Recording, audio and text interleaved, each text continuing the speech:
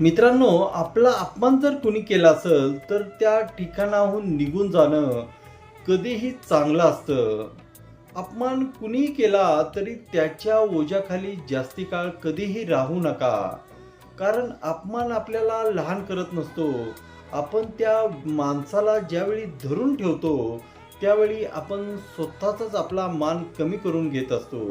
एक गोष्ट लक्षात ठेवा, जिथं आपल्याला आदर नाही तिथं आपली उपस्थिती निरर्थक ठरत असते.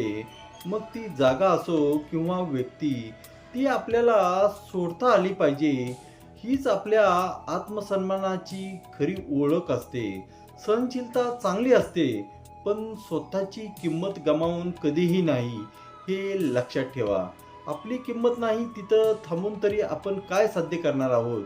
कधी कधी त्या ठिकाणाहून निघून जाणं ही पळवाट नसते, तर स्वतःसाठी घेतलेला ठाम निर्णय असतो. स्वतःचा मान जपा, कारण तोच तुमचं खरं भांडवल आहे, हे लक्षात ठेवा.